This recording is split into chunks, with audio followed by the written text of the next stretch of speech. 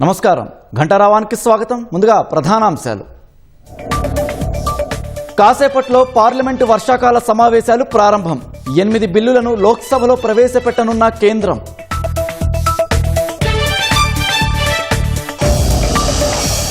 Parliament సమావేశాలు సజావుగా సాగేలా చూడాలన్న ప్రధాని. చర్చలు అత్యంత ఫలప్రదంగా సాగాలని మోదీ పిలుపు.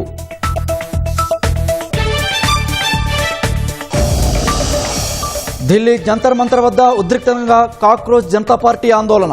మార్చ్ టు పార్లమెంట్ను అడ్డుకున్న పోలీసులు.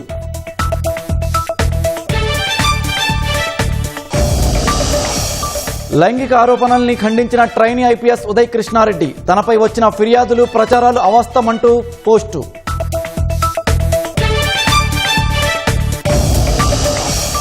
మహారాష్ట్రలోని వర్ధా జిల్లాలో ఘోర రోడ్డు ప్రమాదం. కారును ఢీకొన్న ట్రక్కు, 5గురు దుర్మరణం.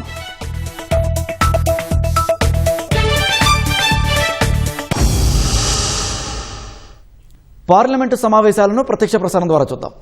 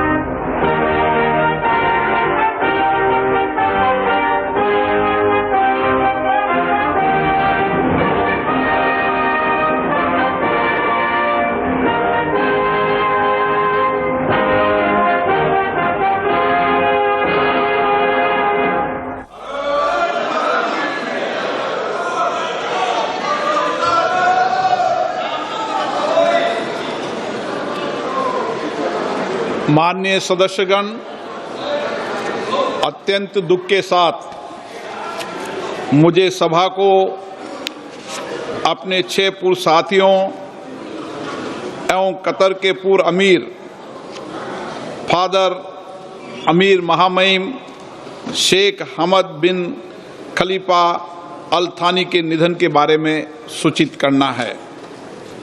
श्री नादेंद्र दला भास्कर राव अविभाजित आंध्र प्रदेश के खम्मम संसदीय निर्वाचन क्षेत्र से, जो अभी तेलंगाना में है, 12वीं लोकसभा के सदस्य थे।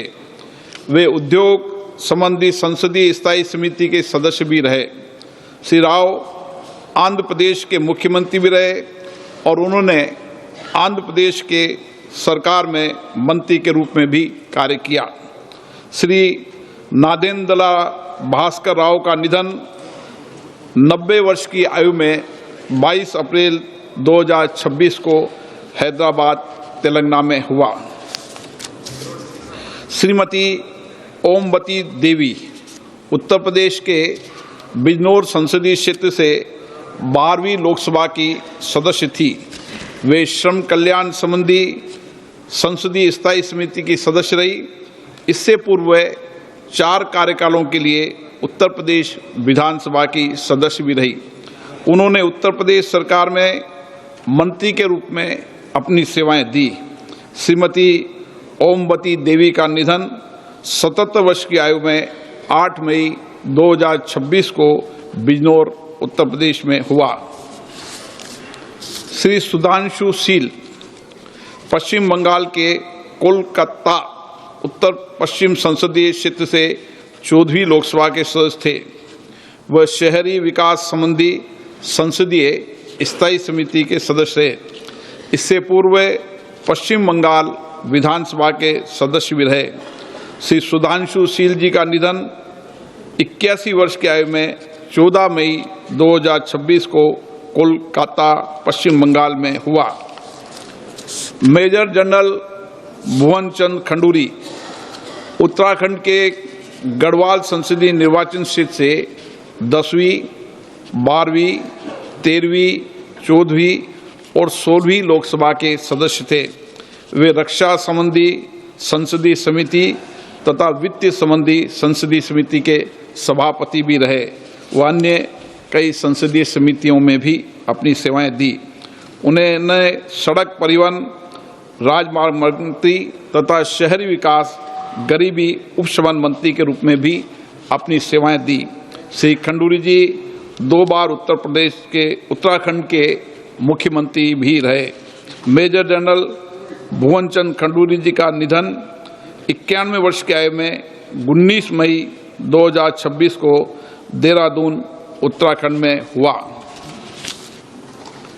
श्री केपी धन पालन केरल के चाला कुंडी संसदीय निर्वाचन क्षेत्र से 15वीं लोकसभा के सदस्य थे। वे वाणिज्य संबंधी संसदीय समिति के सदस्य तथा कंप्यूटर के प्रावधान संबंधी संसदीय समिति के सदस्य भी रहे। श्री केपी धनपालन का निधन 76 वर्ष की आयु में 30 मई 2026 को एर्नाकुलम केरल में हुआ। श्री प्यारेलाल संगवार उत्तर प्रदेश के घाटमपुर संसदीय निर्वाचन क्षेत्र से 13वीं लोकसभा के सदस्य थे।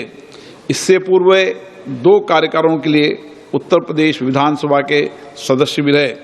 श्री प्यारेलाल संगवार का निधन 71 वर्ष की आयु में 8 जुलाई 2026 को दिल्ली में हुआ।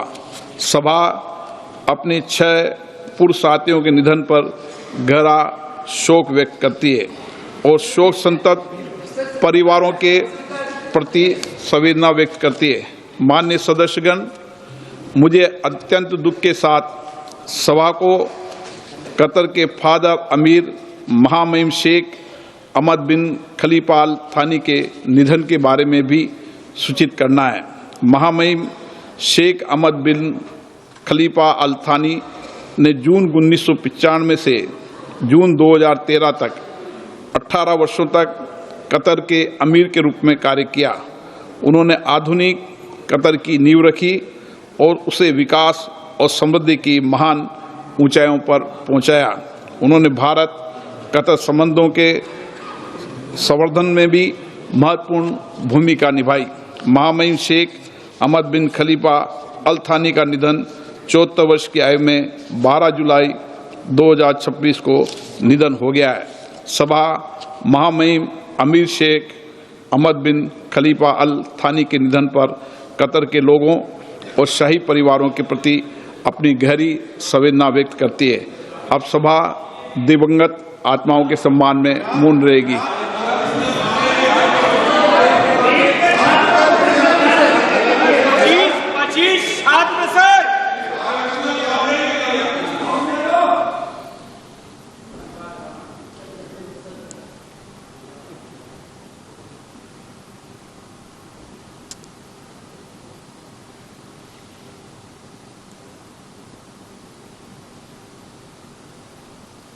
ओम शांति। प्रश्न मान्य सदस्यगण, प्लीज आप निधन संबंधी उल्लेख के समय सदन की मर्यादाओं को बने रहिए। अपेक्षा तो करते हैं ना हम, नहीं, सदन के अंदर ये अपेक्षा है कि कुछ मर्यादाएं सदन की हमेशा रही है। उन मर्यादाओं परंपराओं को पालन करना सबकी जिम्मेदारी है। मैं यही आपसे अपेक्षा करता हूं।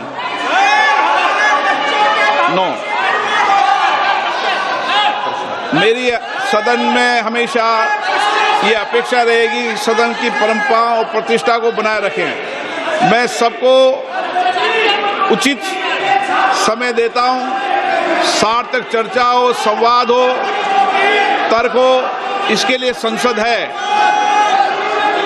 आप तर्क से चर्चा करें, नारेबाजी से संसद की मर्यादा नहीं बनती है। प्लीज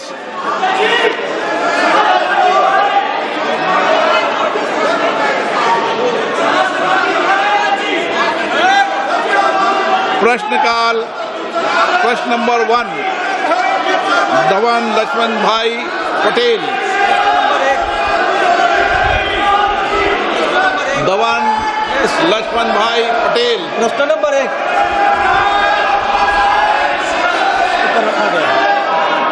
मेरा प्रश्न मंत्री जी से यह है कि भारत की पांडुलिपि विरासत के संरक्षण हेतु प्रारंभ की गई ज्ञान भारत का पहला उद्देश्य और उसके प्रमुख घटक क्या है, तथा दक्षिण गुजरात के वलसाड संसदीय क्षेत्र के दोड़िया, कोकड़ा और वाली जैसे जनजाति के मौखिक और पांडुलिपि परंपराओं के दस्तावेजीकरण किया जा रहा है और इसमें AI का उपयोग किया जा रहा है।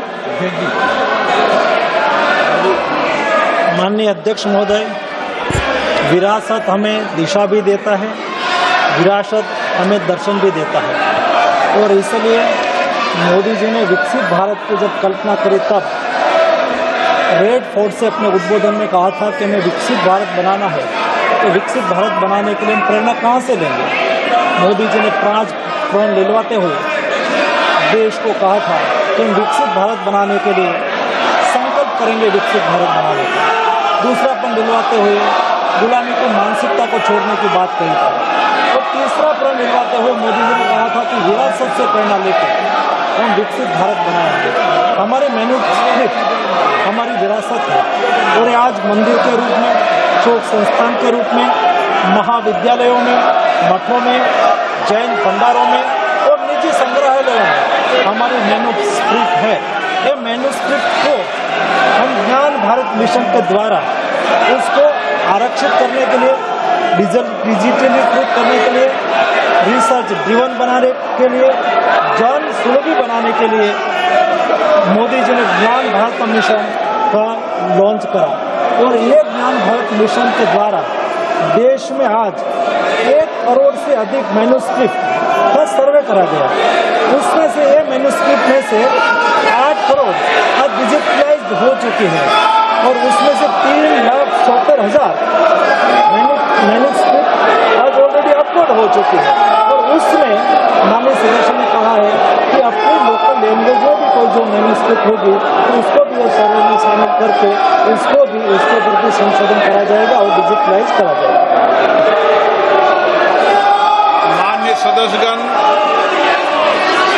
संसद लोकतंत्र का सर्वोच्च संस्था है। मेरा आपसे आग्रह है, आप सदन के अंदर सार्थक चर्चा करें, संवाद करें, लोगों की जन आकांक्षाओं, अपेक्षाओं को रखें। मैं सभी माननीय सदस्यों को उचित नियमों के तहत पर्याप्त समय, पर्याप्त मौका दूंगा। मेरा आपसे आग्रह है कि तख्तियां और नारेबाजी से सदन की मर्यादा नहीं बनती है। मेरा आग्रह है कि सदन का प्रथम दिन है और इस परंपरा को तोड़ना चाहिए कि प्रथम दिन सदन नहीं चलेगा। मैं हमेशा आपसे आग्रह कहता हूं कि आपको पर्याप्त अवसर, पर्याप्त समय मिलेगा। नियमों के तहत नोटिस दीजिए, सदन नियमों प्रक्रियाओं से चलता है। मैं आपको पर्याप्त समय दूंगा। अभी प्रश्नकाल है, प्रश्नकाल के अंदर नारेबाजी करना, तख्तियां लहराना उचित नहीं है।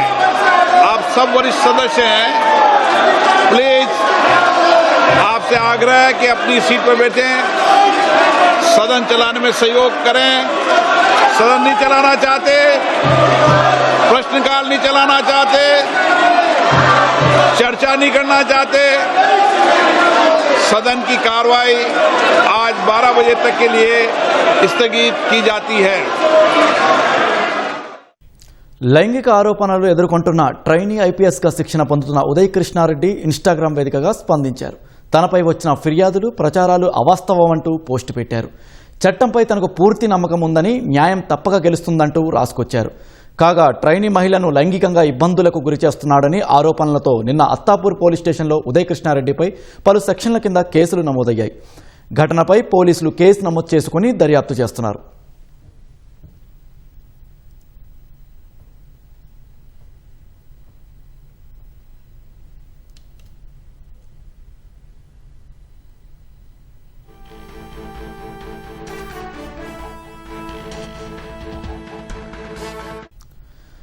లైంగిక ఆరోపణలు ఎదుర్కొంటున్న ట్రైనీ ఐపీఎస్గా శిక్షణ పొందుతున్న ఉదయ్ కృష్ణారెడ్డి ఇన్స్టాగ్రామ్ వేదికగా స్పందించారు. తనపై వచ్చిన ఫిర్యాదులు ప్రచారాలు అవాస్తవమంటూ పోస్టు పెట్టారు.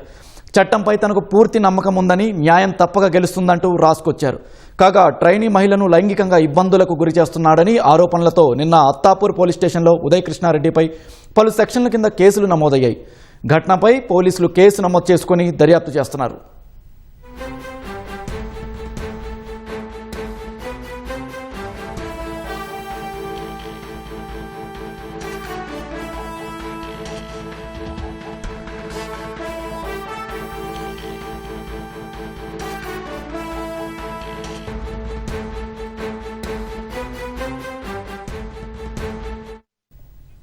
లైంగిక ఆరోపణలు ఎదుర్కొంటున్న ట్రైనీ ఐపీఎస్గా శిక్షణ పొందుతున్న ఉదయ్ కృష్ణారెడ్డి ఇన్స్టాగ్రామ్ వేదికగా స్పందించారు. తనపై వచ్చిన ఫిర్యాదులు ప్రచారాలు అవాస్తవమంటూ పోస్టు పెట్టారు.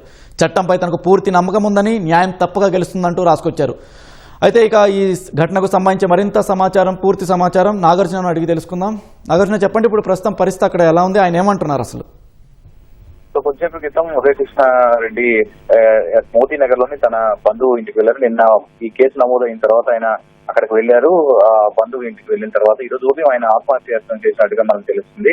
సో ప్రస్తుతం వెంటనే అతన్ని ఎస్ఆర్ నగర్ లో ఉన్నటువంటి జయంత్ ఆసుపత్రికి ఆయన్ని తరలించారు. ప్రస్తుతం ఆయన ఐసీయూలో చికిత్స అందిస్తున్నట్టుగా తెలుస్తుంది. దీనికంటే ముందు ఆయన పొద్దున ఒక పోస్ట్ పెట్టారు. నాపై వచ్చినటువంటి ఫిర్యాదులు ప్రచారాలు పూర్తిగా అవాస్తవం అని ఆయన ఇన్స్టాగ్రామ్ లో స్టోరీ పెట్టారు. చట్టంపై నాకు పూర్తి నమ్మకం ఉందని, న్యాయం తప్పక గెలుస్తుందని అంటూ ఆయన పోస్ట్ పెట్టారు. సో వాస్తవాలను నిర్ధారించుకున్న తర్వాతే రిపోర్ట్ చేయండి అంటూ పోస్ట్ పెట్టారు. ఇన్స్టాగ్రామ్ ఈ స్టోరీ ద్వారా ఆయన స్పందించారు. కాగా నిన్న ట్రైనీ ఐపీఎస్ ని తను వేధిస్తున్నాడంటూ బాధితురాలు, అంటే అతడితో పాటుగా ట్రైనింగ్ అవుతున్నటువంటి మహిళా ఐపీఎస్ అధికారి ఆమె పోలీసులకు ఫిర్యాదు చేశారు. అత్తాపూర్ లో ఆమె ఫిర్యాదు చేసి దాని మీద కేసు నమోదైంది. పోలీసులు ఈ కేసులో దర్యాప్తు చేస్తారు. ఒకవైపు దర్యాప్తు కొనసాగుతుండగా నిన్న ఆయన లైంగిక ఆరోపణల కారణంగా అతన్ని ఎన్పీఏ నుంచి ఈ ట్రైనింగ్ నుంచి కొంత సస్పెండ్ చేశారు. అతను వెంటనే ఎన్పీఏ నుంచి నేరుగా మోతీ నగర్ లో ఉన్నటువంటి తన బంధువు ఇంటికి వచ్చారు.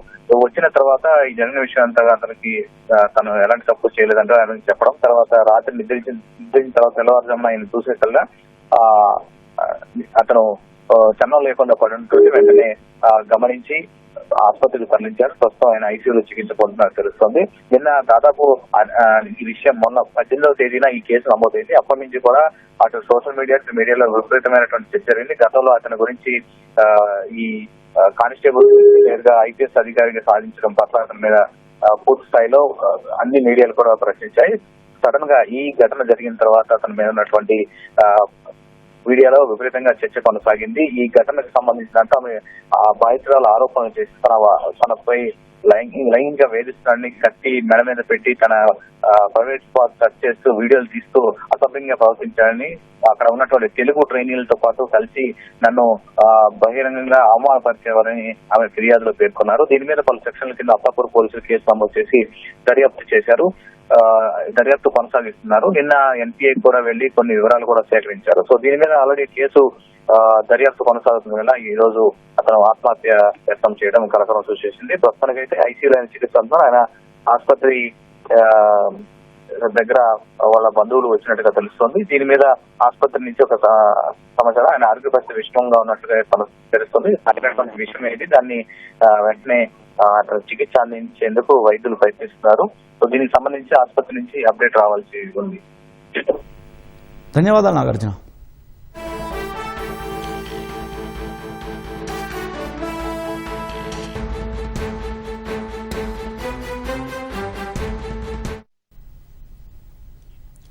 లైంగిక ఆరోపణలు ఎదుర్కొంటున్న ట్రైనీ ఐపీఎస్గా శిక్షణ పొందుతున్న ఉదయ్ కృష్ణారెడ్డి ఇన్స్టాగ్రామ్ వేదికగా స్పందించారు. తనపై వచ్చిన ఫిర్యాదులు ప్రచారాలు అవాస్తవం అంటూ పోస్టు పెట్టారు. చట్టంపై తనకు పూర్తి నమ్మకం ఉందని, న్యాయం తప్పక గెలుస్తుందంటూ రాసుకొచ్చారు. కాగా ట్రైనీ మహిళను లైంగికంగా ఇబ్బందులకు గురి చేస్తున్నాడని ఆరోపణలతో నిన్న అత్తాపూర్ పోలీస్ స్టేషన్లో ఉదయ్ కృష్ణారెడ్డిపై పలు సెక్షన్ల కింద కేసులు నమోదయ్యాయి. ఘటనపై పోలీసులు కేసు నమోదు చేసుకుని దర్యాప్తు చేస్తున్నారు.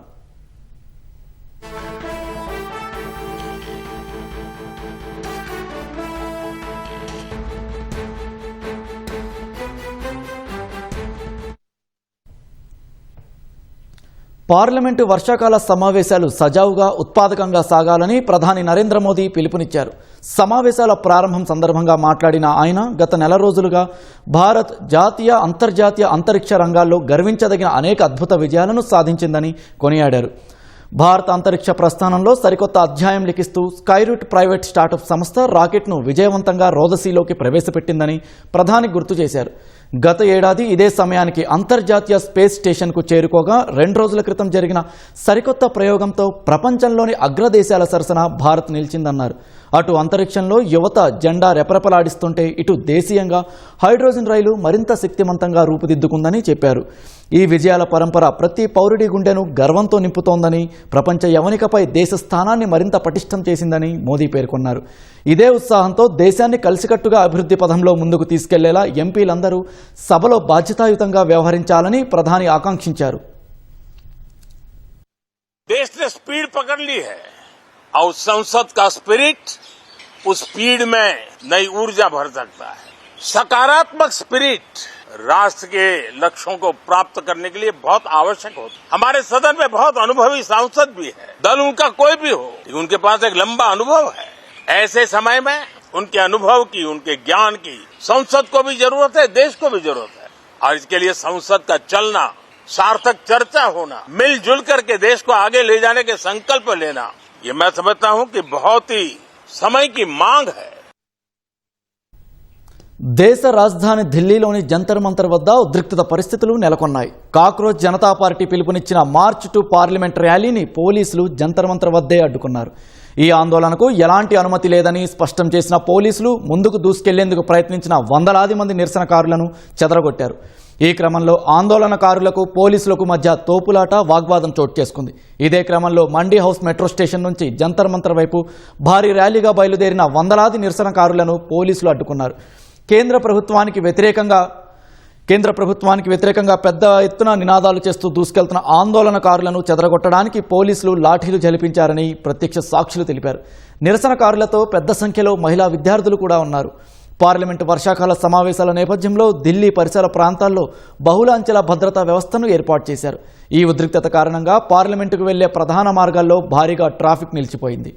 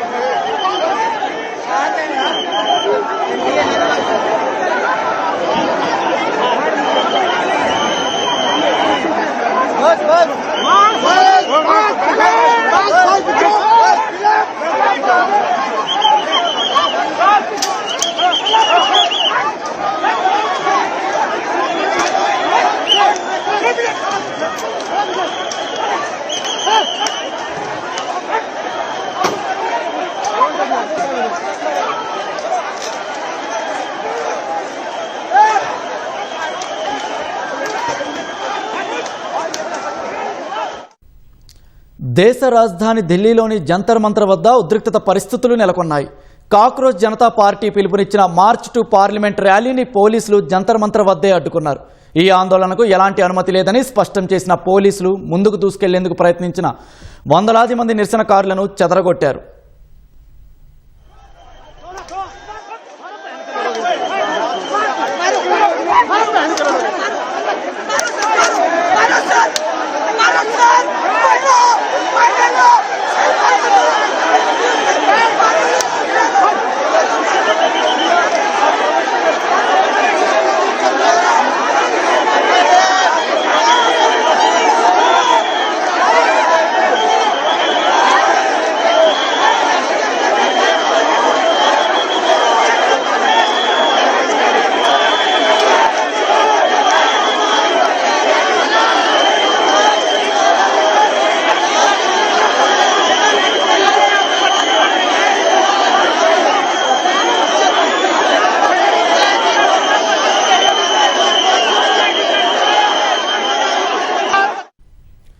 ఈ క్రమంలో ఆందోళనకారులకు పోలీసులకు మధ్య తోపులాట వాగ్వాదం చోటు చేసుకుంది.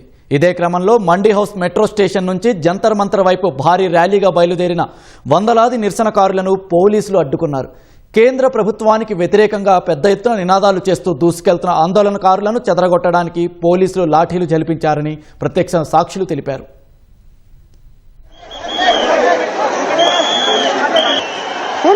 यहाँ बैठ जाए स्पीड देखते रहे इसकी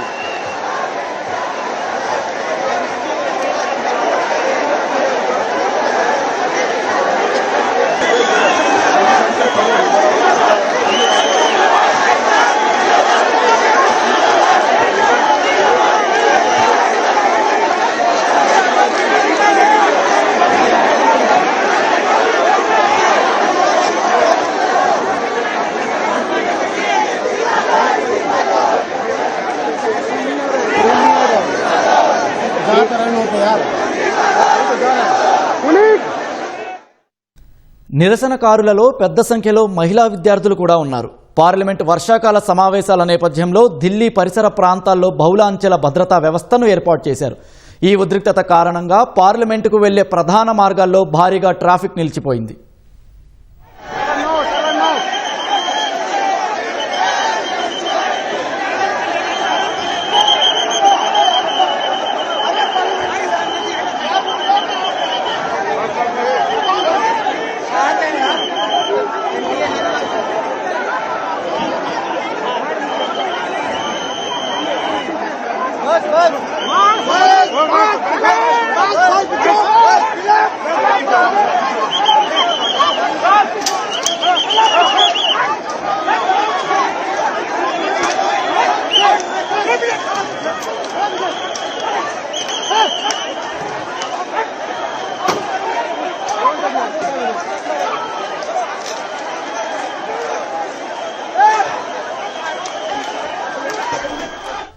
దేశ రాజధాని ఢిల్లీలోని జంతర్ మంతర్ వద్ద ఉద్రిక్తత పరిస్థితులు నెలకొన్నాయి. కాక్రోచ్ జనతా పార్టీ పిలుపునిచ్చిన మార్చ్ టు పార్లమెంట్ ర్యాలీని పోలీసులు జంతర్ మంతర్ వద్దే అడ్డుకున్నారు. ఈ ఆందోళనకు ఎలాంటి అనుమతి లేదని స్పష్టం చేసిన పోలీసులు ముందుకు దూసుకెళ్లేందుకు ప్రయత్నించిన వందలాది మంది నిరసనకారులను చెదరగొట్టారు. ఈ క్రమంలో ఆందోళనకారులకు పోలీసులకు మధ్య తోపులాట వాగ్వాదం చోటు చేసుకుంది.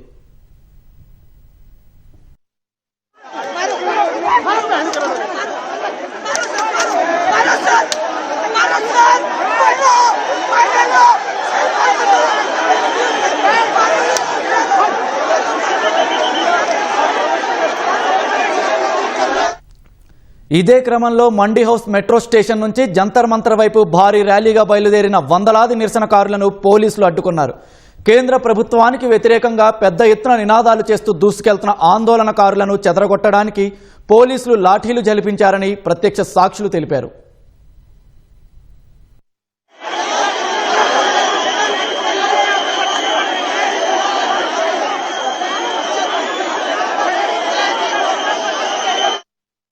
నిరసనకారులలో పెద్ద సంఖ్యలో మహిళా విద్యార్థులు కూడా ఉన్నారు. పార్లమెంటు వర్షాకాల సమావేశాల నేపథ్యంలో ఢిల్లీ పరిసర ప్రాంతాల్లో బహుళ అంచెల భద్రతా వ్యవస్థను ఏర్పాటు చేశారు. ఈ ఉద్రిక్తత కారణంగా పార్లమెంటుకు వెళ్లే ప్రధాన మార్గాల్లో భారీగా ట్రాఫిక్ నిలిచిపోయింది.